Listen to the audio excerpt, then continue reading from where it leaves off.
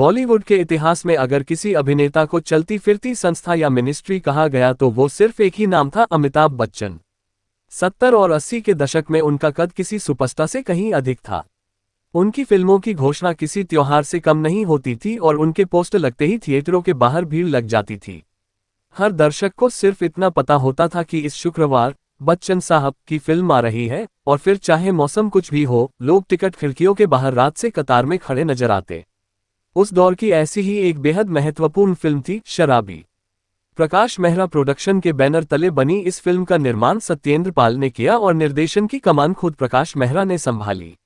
ये वही प्रकाश मेहरा थे जिन्होंने अमिताभ बच्चन के साथ मिलकर 1973 की जंजीर, 1976 की हेरा फेरी, 1978 की मुकद्दर का सिकंदर, 1981 की लावारिस और 1982 की नमक हलाल जैसी एक से बढ़कर एक ब्लॉकबस्टर फिल्में दी थीं। शराबी की कहानी लिखी थी श्याम प्रकाश मेहरा ने, पटकथा थी लक्ष्मीकांत शर्मा की और फिल्म के दिल को छू लेने वाले संवाद लिखे थे उस दौर के मशहूर डायलॉग राइटर कादर खान साहब ने। करीब 2.5 घंटे यानी 156 मिनट की इस फिल्म को 18 मई 1984 को रिलीज किया गया था। फिल्म में मुख्य भूमिकाओं में नजर आए अमिताभ बच्चन, जया प्रदा, ओम प्रकाश, प्राण, रंजीत, सत्येंद्र कपूर, मुकरी, चंद्रशेखर और CS दुबे। इस फिल्म का संगीत उस दौर के धुनों के जादूगर बप्पी लाहिड़ी ने दिया था। गीतों के बोल लिखे थे गीतकार अनजान और प्रकाश मेहरा ने। इन गीतों को अपनी मखमली आवाज से सजाया था किशोर कुमार, आशा भोसले और खुद अमिताभ बच्चन ने।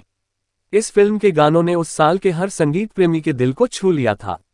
इंतहा हो गई इंतजार की, जहां चार यार मिल जाए, मुझे नौलखा मंगा दे रे और दे दे प्यार दे जैसे गाने आज भी सुनने पर वही पुरानी मिठास लौटाते हैं। अगर बात की जाए इस फिल्म की सफलता की, तो फिल्म शराबी 1984 की सबसे अधिक कमाई करने वाली तीसरी फिल्म थी। मात्र 1.5 करोड़ के बजट में बनी इस फिल्म ने 4 करोड़ रुपए की कमाई की थी और एक हिट फिल्म साबित हुई थी। वहीं इसी साल सबसे ज्यादा कमाई की थी फिल्म तोहफा ने, जिसने 5 करोड़ रुपए से अधिक की कमाई की। फिर मकसद ने 4.25 करोड़ रुपए और तीसरे स्थान पर रही शराबी। इस फिल्म की शूटिंग के दौरान अमिताभ बच्चन एक बेहद दर्दनाक दौर से गुजर रहे थे।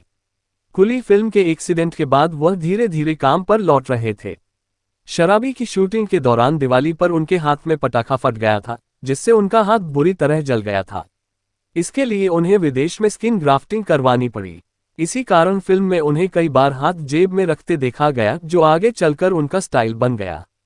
इसी दौरान उनकी आंखों में भी तकलीफ हो गई थी, जिसकी वजह से कई बार उनकी आंखों में सफेदी छा जाती थी। लेकिन इन तमाम स्वास्थ्य परेशानियों के बावजूद उन्होंने शूटिंग पूरी की और एक बेहतरीन परफॉर्मेंस दी। कई लोग मानते हैं कि शराबी हॉलीवुड फिल्म आथा से प्रेरित थी, लेकिन प्रकाश मेहरा ने इसे नकारते हुए कहा कि दोनों फिल्मों में काफी फर्क है। शराबी में बच्चन का किरदार कोई शौकिया शराबी नहीं, बल्कि एक भावनात्मक दर्द से जूझता हुआ इंसान है जो अकेलेपन में शराब का सहारा लेता है। ये कहानी रवींद्रनाथ टैगोर की कहानी संपत्ति और आथा का मिला जुला रूप मानी जाती है।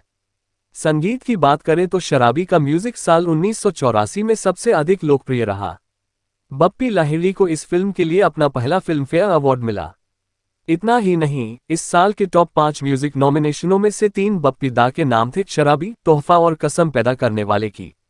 अमिताभ बच्चन ने खुद बताया कि जब वह मुझे नौलखा मंगा दे रे गाना शूट कर रहे थे, तब वह इतना भावुक हो गए कि तालियों के साथ अपने हाथ पर मारने लगे और उनका हाथ बुरी तरह जख्मी हो गया। स्क्रीन पर जो खून नजर आता है वह असली खून है।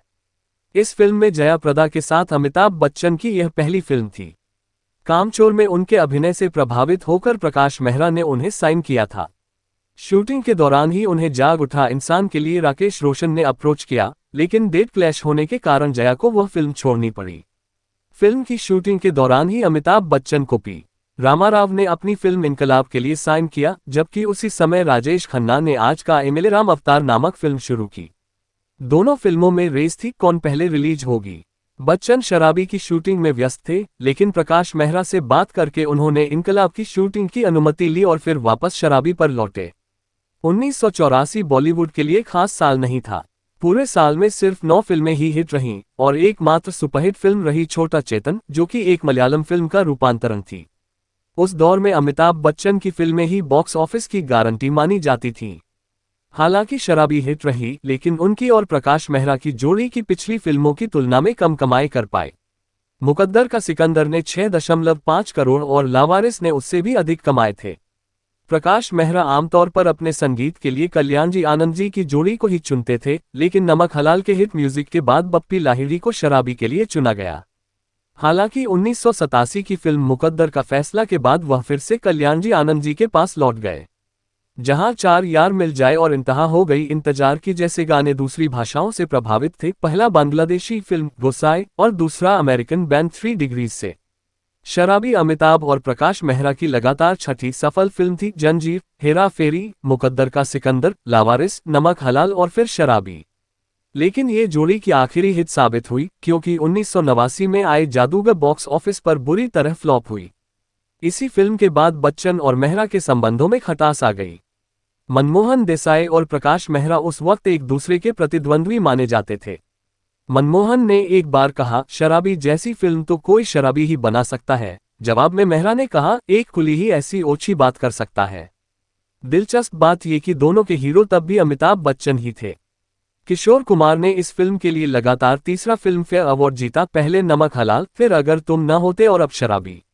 साथ ही उन्हें इस फिल्म के 4 गानों के लिए नामांकन मिला, जो अपने आप में रिकॉर्ड है। इस फिल्म के कुछ दृश्य नमक हलाल की स्मिता पाटिल पर फिल्माए गए सीनों से लिए गए थे। जहां चार यार मिल जाए गाने में स्मिता की झलक दिखाई देती है, जबकि उन्होंने फिल्म में अभिनय नहीं किया।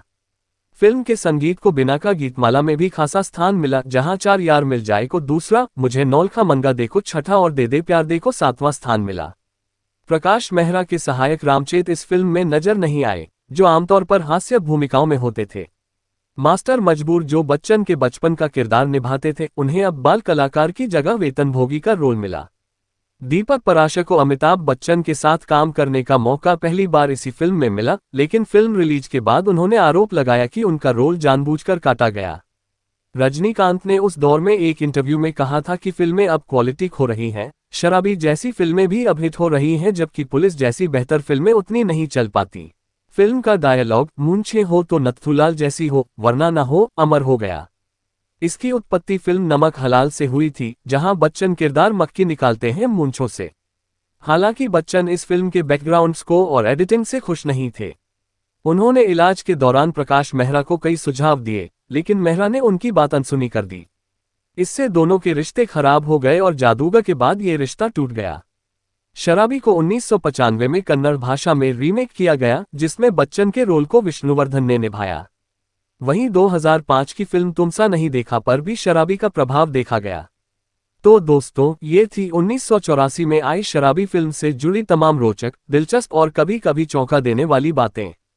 अगर आपको यह वीडियो पसंद आया हो तो इसे लाइक करें, दोस्तों के साथ शेयर करें और ऐसे ही बॉलीवुड के अनसुने किस्से सुनते रहने के लिए हमारे चैनल को सब्सक्राइब जरूर करें और बेल आइकन दबाना न भूलें। धन्यवाद।